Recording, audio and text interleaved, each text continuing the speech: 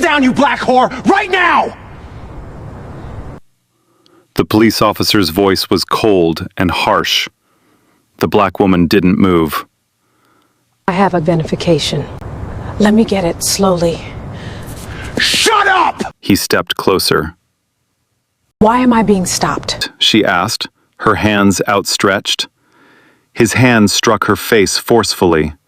Her cheek immediately swelled under the flickering streetlights. People like you, poor, ragged, and black, aren't allowed to talk back to a police officer like me. She lifted her head, her voice still calm. This is wrong. This badge proves I'm right. You're nothing. Across the street, a man watched and then walked away. No one offered help. She was a black woman in her late 40s, alone on Cedar Road in Riverside Heights. You'll regret this, he sneered, his face swollen. He had no idea she would become their future police chief. 2 hours earlier, Riverside Heights is quieter than this. A bar closes. A bus idles at an empty curb. A woman walks home in jeans. No badge, no rank showing. She looks like anyone. That's exactly the problem, waiting for her 4 blocks up the road. An hour before that, Susan Williams sat across from the mayor's chief of staff in a locked office downtown. She signed her name under a title she hasn't said out loud to a single person yet. Tonight, she's off the clock. Tonight, on this street, she's nobody official at all. A patrol car idles 2 blocks over. Officer Dale Crenshaw taps the wheel. Bored. The kind of bored that starts looking for something to fix. His partner, Sergeant Bill Voss, scans the sidewalk for anything that could pass for a reason. Description's vague enough, Crenshaw says half to himself. Fits about anybody we want it to fit. Dispatch crackles his name back at him. Routine. Forgettable to everyone, but the one woman 4 blocks away. She has heard that name before. In a personnel file she read years ago and never let herself forget. A file with another woman's name buried inside it. A name she still carries, closer than she carries her own rank. In her coat pocket, a small recorder blinks once. Department issue, the audit kind. The kind almost no one outside her rank is cleared to carry. She doesn't know yet exactly what it will cost her to keep it running tonight. She only knows the clock that comes with it. Whatever gets recorded has 6 hours to survive before a server erases it quietly, on schedule, like nothing happened at all. Crenshaw eases the car forward. Slow, deliberate. The way a man moves when he's already decided who he's about to stop before he's decided anything about why. She keeps walking. She hasn't seen the headlights yet. She's thinking about the ceremony at 9, about the speech she hasn't finished writing, about how strange it feels to hold power no one can see. Yet, 6 hours. The recorder's light blinks once more, then goes still, waiting for something to prove. The headlights find her at the corner of Cedar Street. The night is thin and cold. A traffic light blinks yellow at an empty intersection, cycling for no one. Susan hears the engine before she sees it. Some old trained part of her already starts cataloging details. Plate, unit, number, distance. 19 years on the job never quite lets a person stop doing that. Even off duty. Even unarmed. Even alone. The patrol car eases up alongside her, slow, deliberate. A window drops. Stop right there. She stops. Hands visible. Voice even. Is there a problem, officer? Matches a description, Crenshaw says. He doesn't say whose. He doesn't need to. What description, she asks. Still calm. Still even. Height, clothing, a name.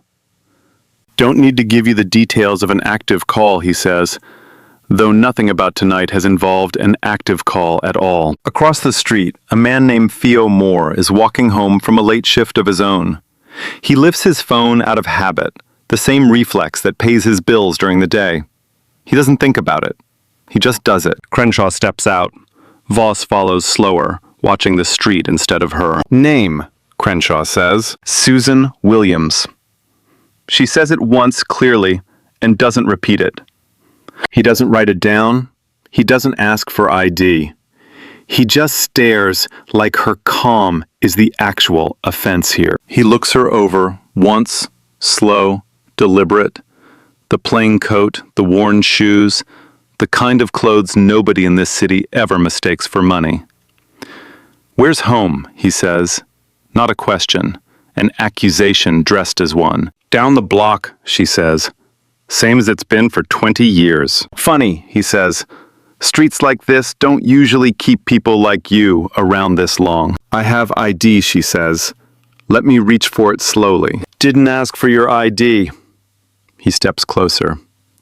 "I told you to stay put." "I need you to call this in through dispatch," she says, "before this goes any further." He laughs, short and humorless. "Call what in? A woman standing on a sidewalk?" "Just log the stop," she says. "That's all I'm asking." "You don't ask me anything," he says. And something in his voice tightens, like her calm is somehow worse than if she'd yelled at him. "On your knees. Now." His voice is flat, ugly. She doesn't move an inch.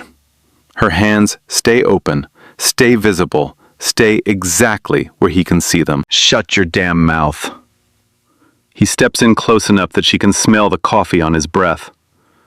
Voss stands back, watching, saying nothing, letting his partner run the moment. She asks anyway, because it's the only question that matters. Why am I being stopped? Crenshaw grabs her wrist instead of answering. She steps back on instinct, one hand rising toward her coat pocket, toward the recorder she can't afford to lose. He reads the movement as resistance. Voss reads it the same way, and this time he doesn't stay back. He moves in on his own, no order needed, and pins her arm flat against the hood of the car. Hard. Harder than the moment calls for. "Maya," she says. Quiet at first, almost to herself. Crenshaw laughs at it, not knowing what the name costs her to say. "Who's Maya? Somebody gonna save you?" "Maya," she says again, louder this time, steady despite the pressure on her arm. It isn't fear in her voice, it's memory, and it's aimed at no one in this moment but herself. His hand answers instead of any question. Hard, across her face. Keys hit the cracked pavement first. Her knees almost follow. For a second, the street tilts. Sound goes distant, then rushes back all at once. A car door somewhere. A dog barking. Twice and going quiet. Her own pulse loud in her ears. She is a black woman, late 40s. Wrong street, wrong skin in his eyes tonight, and nothing about her calm tells him otherwise, because nothing about her calm was ever going to. Her cheek is already swelling. "People like you don't talk back to people like me." He sneers close to her ear, like the sentence is a favor he's doing her. She doesn't cry out. She says it low, steady, unshaken. "This is wrong. You know this is wrong." Somewhere down the block, a dog starts barking again. Further away this time, oblivious. A single car passes, headlights sweeping across the scene for exactly 2 seconds, before continuing on, uninterrupted, uninvolved. "This badge makes me right tonight," he says. "And you're nothing." 19 years on this street. She says quiet enough that it barely reaches him. "You've been wearing that badge for what, 6?" He doesn't like the math. He grips her arm tighter instead of answering it. "Don't matter how long you've been walking around here. Tonight I decide what you are." Voss shifts his weight, uneasy for a second, like some small buried part of him hears how that sentence sounds out loud. He doesn't say anything. He never does. Across the street, Theo keeps his phone up, quiet, careful not to be noticed. 2 other people slow their steps, watch for a moment, then look away and keep walking. A car passes without slowing down at all. No one crosses the street. No one says her name out loud. Somewhere behind a curtain on the 2nd floor, a light clicks on, then off again a moment later, deciding against involvement before it even started. She says her own name to herself instead, and then Maya's, again, softer, now a promise, more than a whisper. You'll regret this, Crenshaw tells her, close enough that only she and Voss can hear it. He has no idea how wrong that promise is going to turn out to be. Voss cuffs her wrist tighter than the moment requires, the metal biting cold against her skin. Somewhere behind them, a siren from another block drifts closer, then fades, uninterested, headed somewhere else entirely. Crenshaw straightens his jacket, satisfied, like he's just finished something instead of started it. He doesn't look back at her once, not even to check whether she's steady on her feet. That's not the kind of thing that occurs to him tonight, and it won't occur to him again until a television in a break room shows him exactly why it should have. Across the street, Theo lowers his phone at last. He slides it into his pocket and keeps walking like he never stopped at all. But the file is already saved, already moving, already 6 hours ahead of the men who don't know it exists. In the back of the patrol car, Susan closes her eyes for exactly 1 second, long enough to remember why she started carrying Maya's name in the first place. Not long enough to let it show on her face. The car pulls away from Cedar Street. Behind it, the sidewalk empties out again, quiet, like nothing happened there at all. Voss opens the back door, harder than it needs to open. "Watch your head," he says, in the flat voice of a man who doesn't mean it as courtesy. She turns instead of ducking fast enough. He grabs her shoulder to force it. His open hand catches the same side of her face Crenshaw already hit. A second strike, seconds after the first, her head snapping toward the doorframe before she catches herself against the seat. 2 officers, 2 strikes, neither one bothering to ask if she's steady enough to sit down on her own. He shoves her the rest of the way in. The door slams. Voss keys his radio before he's even back in his seat. Dispatch subject became combative during a stop on Cedar, 1 in custody. It isn't true. He says it anyway, easily, like a man reading a grocery list. Crenshaw slides into the driver's seat. He pulls the recorder out of her coat pocket where he found it during the pat-down and drops it into his own jacket, instead of the evidence bag riding empty on the seat beside him. "That's department property," she says from the back seat, calm, despite the throbbing on both sides of her face now. He doesn't answer. He doesn't log it either. He sets it on the dashboard screen down like it's nothing, like 6 hours means nothing to a man who's never had to count down anything in his life. Voss pulls a report form from the console and starts filling it in before they've even reached the precinct, writing fast, writing the version that will read cleanest. Resisted commands, became combative. Officers used necessary force to gain compliance.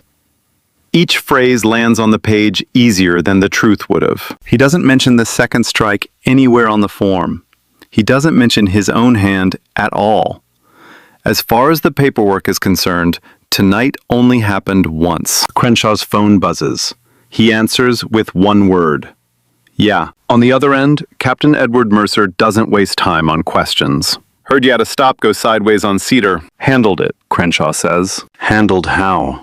Mercer's voice drops lower, the tone of a man doing math he doesn't want written down anywhere. "She combative? Armed? Anything I need on paper." "Combative," Crenshaw says. "That's it. Then that's what goes in the report. Nothing more, nothing less." A pause, long enough to mean something. "Make sure tonight's backups don't sit past the morning purge." The line goes dead before Crenshaw can ask what that even means. He doesn't ask. He never does when the answer might cost him something. What none of them know, not Crenshaw, not Voss, not Mercer, on the other end of that call is simple. The mayor signed an order the previous afternoon, making Susan Williams the next chief of this department. Effective on signature. Not effective at some ceremony. Effective already. The swearing in, 3 hours from now, is a formality. A photograph. A public word for something that's already legally true. Tonight, in the back of this car, on this street, to these 2 men who don't know it yet. She sits with her hands cuffed behind her face swollen on both sides and says nothing else for the rest of the ride. Not because she has nothing left to say, because everything she needs to say now belongs in a room with a recorder that isn't in someone else's pocket. The car pulls into the precinct lot under a sign that still, for 3 more hours, says nothing about who runs the building it's bolted to. Inside, fluorescent light hums over a booking counter that's seen every kind of night this city has to offer. Voss walks her toward it, one hand still gripping her arm, the report already half written in his head before it's ever typed. A booking sergeant glances up, bored at first, then not. He looks at her face, at the swelling on both sides, at the calm way she's standing despite it. And something in his expression shifts just slightly, from routine to uncertain. He doesn't say anything yet. He just starts reading the paperwork, more carefully than he planned to tonight, flipping back to the top of the form to check whether the timestamps line up the way they should. They don't, not quite though. It will take someone with more time than he has right now to notice exactly where. The booking sergeant reads the report twice before he types anything. No priors, no address that tracks to anything on file, a name that doesn't match a single complaint warrant or watch list in the system. Just a woman with a swollen face and a stare that doesn't belong to someone who's used to being arrested. He pages internal affairs on instinct more than procedure. Detective Sarah Anderson is already at her desk, working a different case entirely when the page comes through. She almost ignores it. Then she sees the arresting officer's name attached to the file, and her hand stops over the keyboard. Crenshaw. Again, she's been building a quiet file on him for months. 3 prior complaints, all closed without action, all signed off by the same captain. Property damage, dismissed as accident. A bruised arm, called an accident too. A pattern that reads clearly enough if anyone ever bothers to read all 3 at once instead of one at a time. She's never had enough to move on it. She isn't sure tonight changes that. She only knows she isn't willing to let this one disappear into the stack unread, the way the others did. She thinks about Mercer before she stands up. Mercer, who recommended her for this rank 2 years ago, back when nobody else in the department was willing to vouch for a detective who asked too many questions. Mercer, who's never asked her for anything in return, until the exact moment she starts asking questions about one of his officers. It's a strange kind of debt, the kind that doesn't come with an invoice. It just sits there, quiet, until the day it decides to matter. She remembers the exact conversation where Mercer vouched for her 2 years back, in a hallway much like this one, telling a room full of skeptical faces that she was worth the risk. She's never forgotten how that felt, being chosen when almost nobody else would have bothered. She thinks about that debt for exactly 4 seconds. Then she stands up anyway, because there's a version of owing someone that stops counting the moment it asks you to look away from something wrong. I want to see the detainee, she tells the booking sergeant, informally, before intake finishes. He shrugs, glad to hand the discomfort to someone with a higher pay grade. She's in room 2. Sarah pulls the arresting officer's full history, on her way there scanning it on her phone. 3 complaints in 4 years, each one closed within days, each one signed by the same hand. It's the kind of pattern that only looks invisible if nobody ever puts the pages side by side. The room is small, fluorescent, the kind of quiet that makes every sound feel too loud. Susan sits with her hands still cuffed in front of her, now face swollen on both sides, back straight, despite it. Sarah introduces herself, badge number, first name, second, the way she's trained herself to, when a situation feels like it could tip in more than one direction. I'm not here to process you, she says. I'm here because your paperwork doesn't add up. Susan studies her for a second before answering. Not suspicious exactly, assessing. The way one professional sizes up another before deciding how much to say out loud. What doesn't add up, Susan asks. The report or the officer who wrote it? Both, Sarah admits. Susan doesn't ask for a lawyer yet. She gives something else instead. A badge number of her own, spoken once quietly, and a single instruction. Pull the dispatch log before 6 a.m. After that, it won't matter. Why 6? Sarah asks. Because that's when whatever's on it stops existing, Susan says. And I don't have a way to prove that from in here. Sarah doesn't know who she's talking to yet. She only knows the clock in that sentence is real, and that something about the way this woman says it isn't paranoia. It's procedure. It's someone who has read 100 reports, just like the one being written about her right now, and knows exactly how they get buried. You talk like you've seen the inside of an IA file before, Sarah says. More than one, Susan says, and leaves it there, deliberately, like a door left open just enough to walk through later. Sarah studies her for a moment, weighing the strange calm of the woman in front of her against every panicked, defensive detainee she's ever processed before. This one is different, and not just because of the bruising. There's an authority in the stillness that doesn't match anything on the arrest report at all. I'll pull it, Sarah says. She doesn't say what it will cost her if Mercer finds out before she's ready. She doesn't need to. Some debts get called in quietly, and some get called in loud, and she's about to find out which kind this one is. Walking back to her desk, she passes a bulletin board she's walked past 100 times without really looking at it. Tonight, for no reason she can name, her eyes catch on an old photo pinned in the corner. A graduating class from years back, uniforms too new to have any wear on them yet, faces too young to know what any of it would eventually cost them. She doesn't recognize the names under the photo. She has no reason to, not yet. There's a version of this story where she stops, reads every name carefully, and puts the pieces together 3 hours earlier than she otherwise will. Tonight isn't that version. She has a log to pull, and less time than she thinks she does. At her desk, she pulls up the dispatch system and types in the timestamp from the report. The screen loads slower than she'd like. Somewhere down the hall, Crenshaw laughs at something Voss says.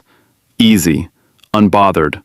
The sound of a man who has never once had to check whether tonight was the night everything caught up with him. She glances at the clock in the corner of her monitor without meaning to. It's somewhere past 5 now. The building around her is starting to hum with a particular restlessness of a shift about to change. People moving faster, coffee brewing stronger. Sarah doesn't laugh. She scrolls through a log that so far has exactly one call missing from it, the one that was supposed to happen on Cedar Street before anything else did. The log confirms it in under a minute. No call from Crenshaw's unit before the stop on Cedar. No request for backup. No description broadcast. Nothing but a report written after the fact, claiming a call that never happened. Sarah reads the timestamp 3 times, hoping it changes. It doesn't. She pulls the surrounding entries too, just to be sure it isn't a glitch, a missed sync, some ordinary gap that happens on quiet nights. It isn't. Every other unit logged in and out exactly when they should have.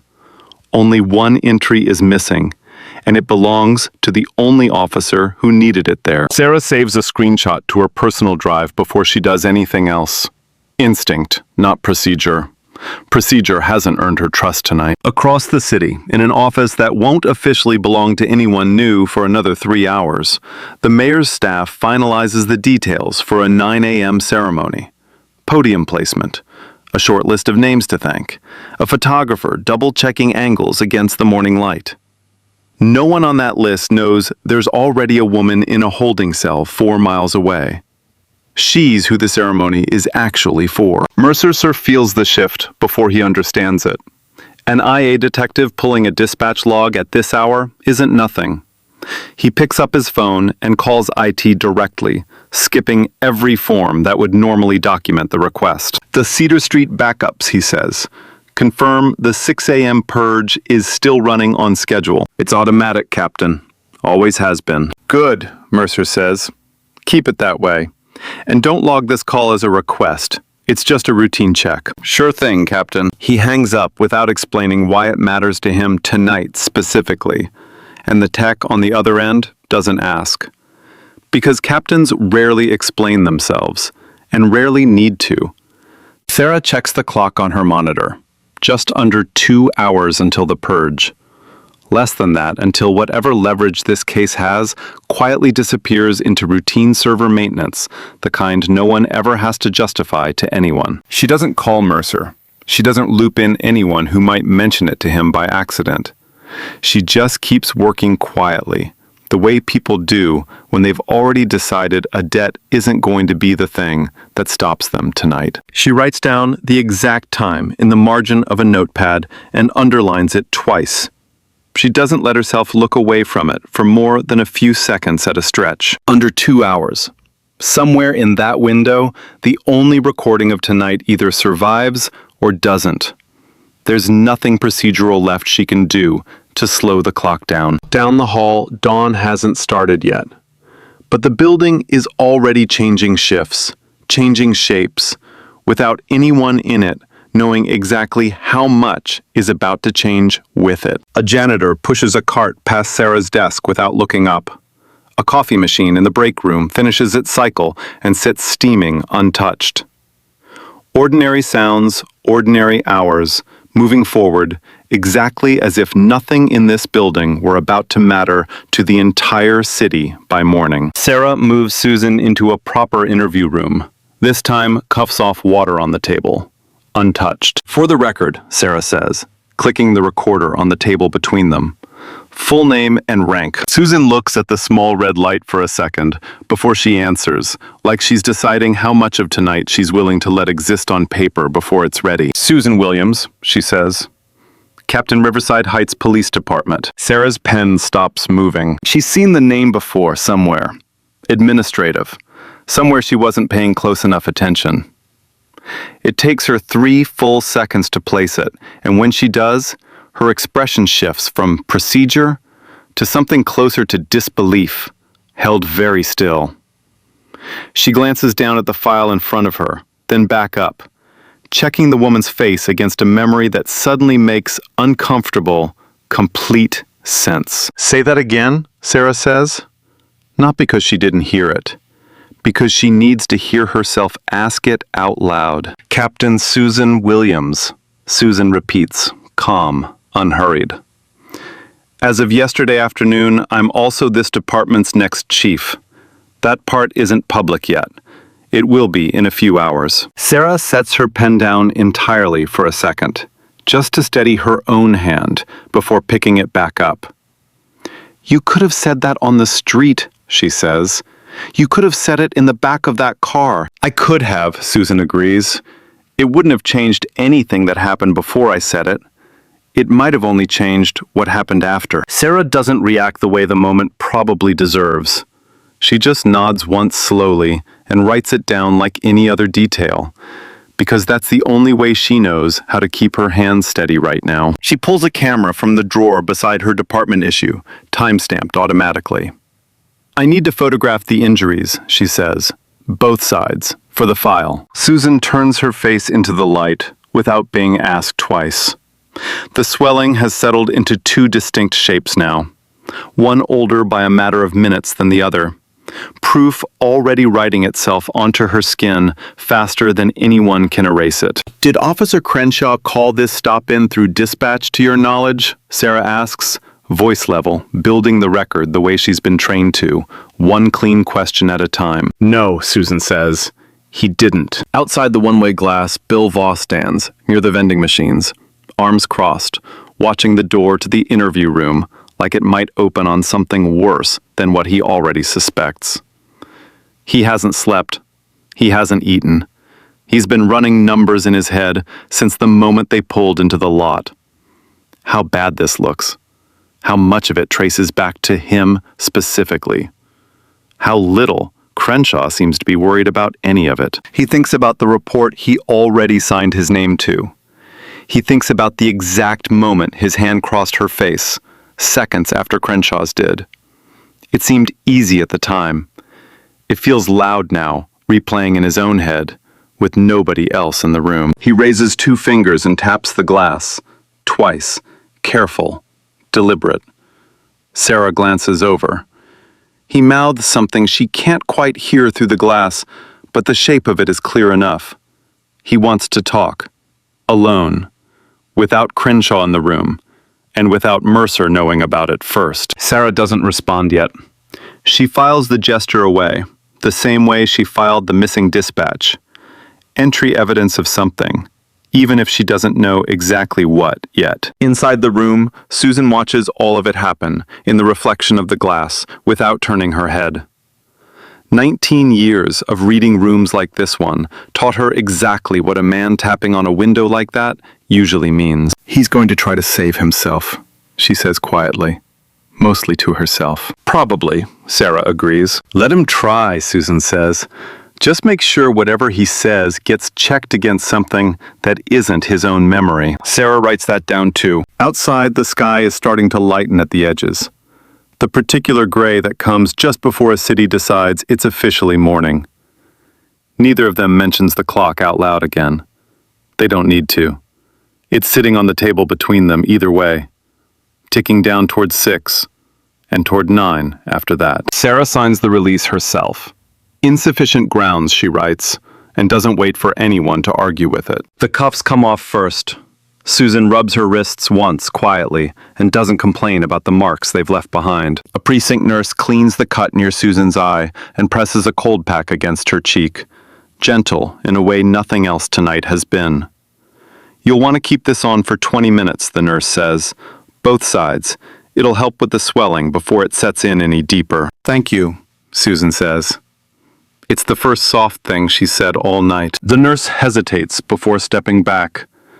Do you want photographs of this before it starts to fade? Some people find it helps later having your own copy, not just the department's. Detective Anderson already has them, Susan says, but thank you for asking. Sarah stands in the doorway, arms crossed, not quite ready to explain everything she's feeling yet. You should go home. Rest before 9. I intend to. Down the hall, Crenshaw laughs at something loud enough to carry. She'll think twice before she talks back like that again, he says to Voss, who doesn't laugh with him this time. Then Sarah's phone rings. An IT clerk, apologetic, rushed.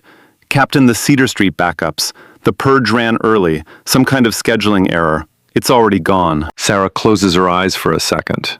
How early? An hour, maybe more. I'm sorry. There's nothing on the server. I checked twice. She thinks about the screenshot on her personal drive. A dispatch log, with one entry missing. Useful, but nowhere near enough on its own to prove what happened to a woman's face on Cedar Street tonight. A gap isn't a confession. It's just a gap. She doesn't say anything to Susan yet. She doesn't know how to say it without it sounding like the ending it might actually be. The ice pack sits cold against swollen skin. The relief from 10 minutes ago is already curdling into something else. Down the hall, Crenshaw is still laughing, still certain nothing tonight is going to follow him anywhere. And for one long, quiet moment, it looks like he might be right. 9 a.m. arrives whether the case is ready for it or not. Outside City Hall, a small crowd gathers under a sky just starting to clear. A podium. A microphone that hums once before someone fixes it. A mayor reading a name off a card like it's the easiest sentence he said all week. Please join me in welcoming Riverside Heights' next chief of police, Susan Williams. She steps up in full uniform, bruising visible on both sides of her face, and doesn't try to hide it, doesn't explain it, doesn't need to. The cameras find it anyway, and for a moment, the flashbulbs feel less like celebration and more like evidence being taken. Whether anyone in the crowd realizes that or not, she places her hand on the book, says the words she's said in her head 100 times over the years, and means every one of them a little differently now than she would have yesterday. Inside the precinct, a television bolted to the break room wall is playing the same broadcast. Crenshaw glances up, first half paying attention, coffee halfway to his mouth. Then he stops moving entirely. That's her, he says. Quiet. Certain. Wrong in every way that matters now. Voss doesn't say anything. He just stares at the screen, like it might change what it's showing him if he waits long enough. It doesn't. The bruise on her left cheek sits exactly where his own hand landed, unmistakable, even from across a break room, even on a small television nobody bothered to clean the dust off of. "That's not possible," Crenshaw says, mostly to himself now the coffee cup forgotten in his hand. "She didn't say anything about—" "She didn't have to," Voss says. It's the first thing he's said in an hour that sounds like it actually cost him something to say. Sarah's phone rings before either of them can say another word. Theo Moore, a name she doesn't recognize yet, calling a tip line number that's been sitting on a business card in her pocket since last night. "I filmed a stop on Cedar last night," he says, careful, like he's rehearsed it twice already. "I saw the swearing in on the news this morning. I recognized her face before I even finished my coffee." "Can you send us the footage?" Sarah asks, already reaching for a pen. "That's the other thing I need to tell you," he says. "I do forensic data recovery for a living. When I film something, I mirror it automatically. It's not even a choice at this point. It's just what my hands do. I already backed it up to a secure drive before I got home last night. Video and metadata both." Sarah closes her eyes for a second. The kind of relief that arrives too fast to trust at first. "Send it to this address, now, please." "Already uploading," Theo says. "It's not going anywhere this time." The false low point breaks apart in real time. What the purge erased from the department's own servers, Theo already had sitting safe somewhere else entirely, 6 hours before anyone thought to ask him for it. Sarah brings the case to internal affairs leadership within the hour, laying it out the only way that's ever mattered, in layers, each one standing on its own, none of them depending on memory or apology. 3 senior officers sit across the table, faces unreadable at first. The kind of stillness that comes right before a room decides something significant. One of them has worked with Crenshaw for over a decade. None of that history shows on his face right now. Layer 1 is visual. Theo's footage already circulating in fragments online, showing Crenshaw's hand crossing Susan's face, then Voss's hand doing the same seconds later. Unmistakable. Time-stamped. Impossible to explain away as anything other than exactly what it looks like. One of the officers at the table exhales, slow, like he's been holding his breath since the video started. Layer 2 is audio. The recovered body cam feed paired against Susan's own concealed recorder captures the same exchange from 2 different angles. Crenshaw's voice comes through clear, saying words that will follow him for the rest of his career. Beneath it sits the dispatch call that never happened, confirmed by its own conspicuous absence. Sarah plays the line about the badge twice, deliberately, and lets the silence afterward do the rest of the work. Layer 3 is pattern. Crenshaw's personnel file unsealed for the first time in years. 3 prior complaints, each one closed without action, each one signed off by the same captain.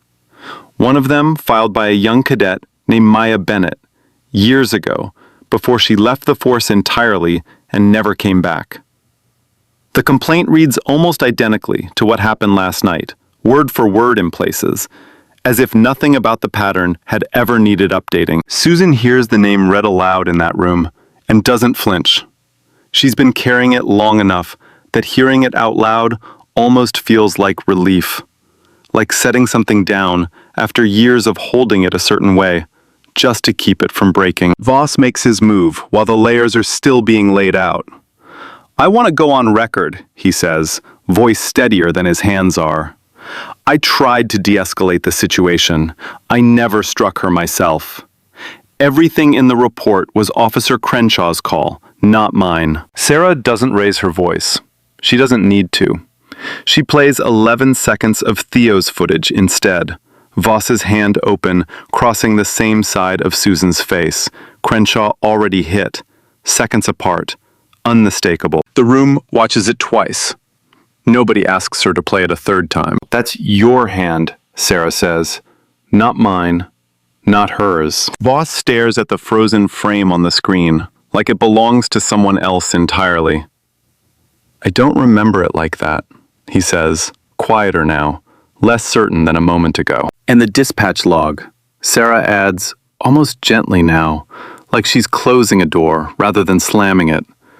Shows you requesting backup 2 minutes after the arrest was already made, not before it. After. Which means whatever you were trying to de-escalate, you were doing it after you'd already hit her. 2 separate failures, seconds apart from each other.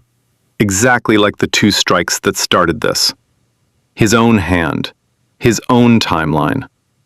Neither one leaves room for the story he tried to tell. Mercer is brought in last, and it takes exactly 1 recording to close every door he thought he still had open. His own voice, calm, instructing Crenshaw to make sure the backups didn't sit past the morning purge. Evidence of the cover-up, delivered in his own words, in his own tone, time-stamped, the same night everything else happened. That's out of context, he says once weakly. The kind of sentence that sounds worse the moment it leaves his mouth. What context makes that instruction mean something other than what it says? One of the senior officers asks. Mercer doesn't answer. There isn't a version of context that helps him here, and everyone in the room, including him, seems to understand that at the same moment. Someone slides the personnel file back across the table toward him, open to the page with Maya Bennett's name on it. His own signature, closing the case without action, dated years before any of this happened.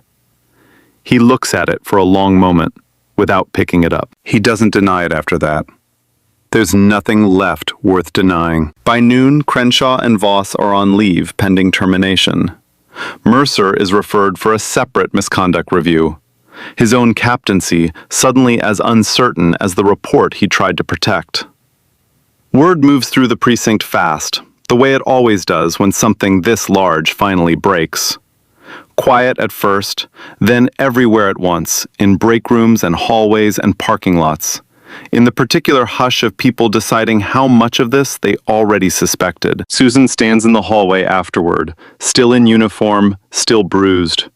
She watches 3 careers end in the space of a single morning, not out of anger, but out of a process finally allowed to run the way it was always supposed to. She doesn't feel triumphant. She feels mostly tired, in a way that has nothing to do with the swelling on her face. She thinks of Maya once more before she leaves the building.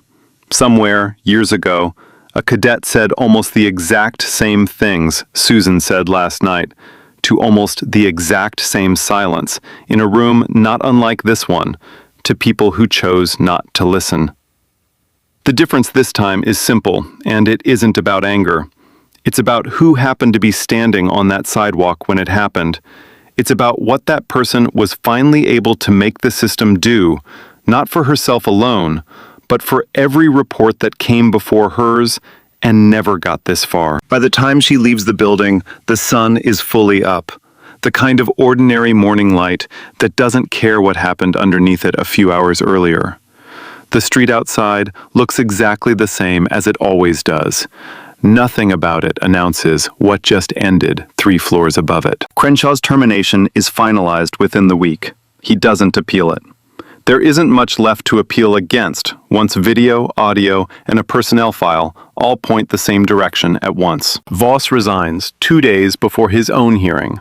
His attempted flip, noted in the file, failed on 2 separate counts before it ever reached a courtroom.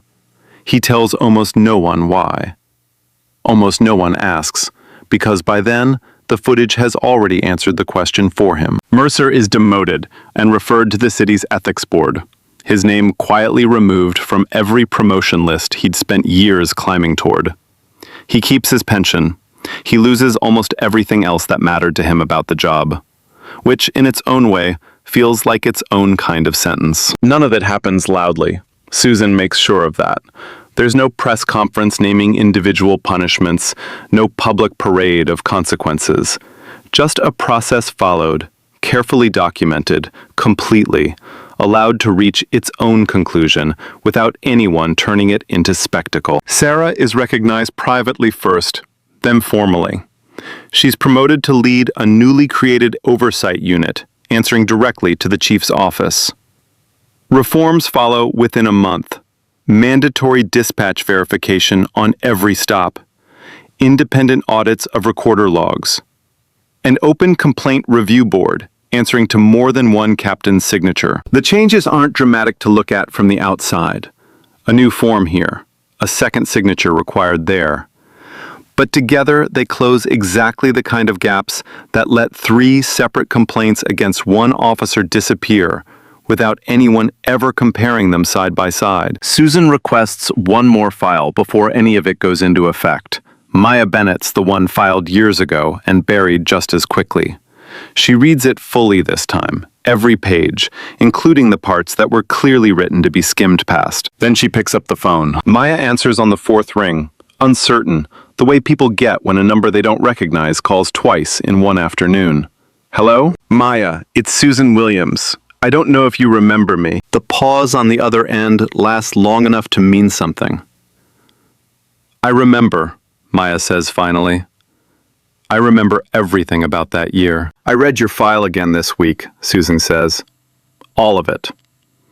I should have made sure it was read properly the first time. That's on me, not just on the people who buried it. Another pause, shorter this time. That's the first time anyone from that department has said that to me. It won't be the last thing, Susan says, but it's the first thing that felt right to say. I left because nobody believed 3 complaints could all be true at once, Maya says. I used to think that meant something was wrong with me for noticing. Nothing was wrong with you, Susan says. Something was wrong with the room you were saying it in. They talk for a while longer, quieter than either of them expected, about nothing official at all. Just 2 people who once wore the same uniform. One of them still willing to. The department holds a short address the following week. Susan stands in front of officers who served under 3 different captains this year alone, and doesn't raise her voice once. We don't fix this with more force, she says. We fix it with fewer places for the truth to disappear. Every stop gets logged. Every recorder gets checked against its own footage, not against someone's memory. Every complaint gets read by more than one person before it closes. She pauses long enough for the room to sit with it. This isn't about punishing individuals harder. It's about making sure the system can't quietly decide not to notice. That's exactly what it did for years before last week. Somewhere in the back row, a young officer writes the line down, word for word, the way people do when something finally sounds like it might actually change how the job gets done tomorrow morning. The narrator notes plainly and once what most of the room already knows without needing it said aloud. Susan Williams is the first Black woman to hold this position in the department's history. She doesn't dwell on it. She lets the case speak for itself and moves on to the next item on the agenda. Later that week, reviewing a routine budget request, Sarah notices a signature she doesn't recognize. It's attached to a line item that quietly protected certain officers' files from external review for years. A city council liaison's name, buried in language dense enough that almost nobody reads it twice. She doesn't mention it to Susan yet. She just saves a copy. The same instinct that pulled a dispatch log before 6 a.m. not that long ago, and files it somewhere she won't lose track of. Some doors close cleanly. Others just get quieter for a while before they open again. And Sarah has learned by now which sound to listen for. That evening, Susan walks the same stretch of Cedar Street she walked the night everything started. The street lamp still flickers in the same spot, though someone has finally scheduled it for repair. The air is quieter than it was that night, or maybe it just feels that way now. A man walking his dog nods at her as she passes, quiet, respectful. It's the kind of small acknowledgement that means more than it should for something so ordinary. She nods back and keeps walking, in no particular hurry to be anywhere else. She doesn't need to raise her voice anymore. The street looks the same as it did that night. She doesn't. Somewhere in a filing cabinet, 3 floors above her, a budget memo sits unread. One more name still hides inside it, waiting for someone to have the time to look closely enough to find it. It's a quiet, unfinished reminder the process that just closed one door has already found the edge of another, standing slightly ajar. Somewhere she hasn't gotten to yet.